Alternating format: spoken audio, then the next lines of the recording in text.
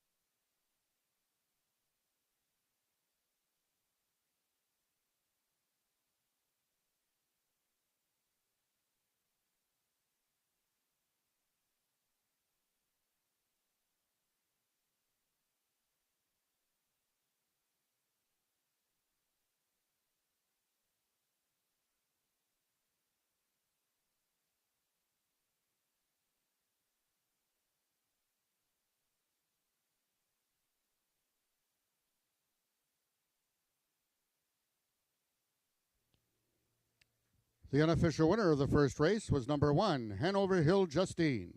Second, number 4, Hell on Your Heels. Third, number 2, DM Paid in Advance. And fourth, number 3, Papa Chase now.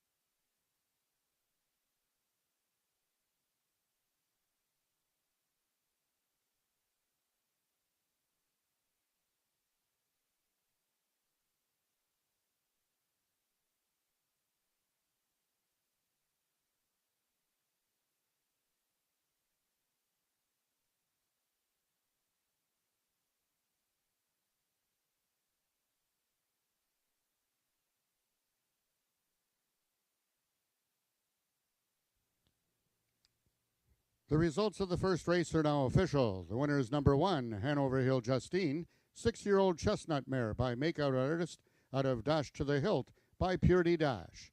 Foaled in Ontario by the Peacock Cattle Company, Hanover Hill Justine is owned by the partnership of John Wilson and Scott Reed, trained by Scott Reed, and ridden to victory by jockey Carly Furlonger.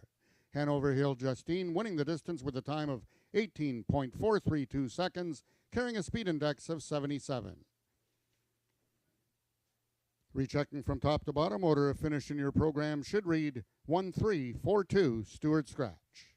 Those are the total results of the first race. In this upcoming second race, we have just one overweight, number 5, All Go to War, 1 pound over. Race 2 is race A of today's pick 4.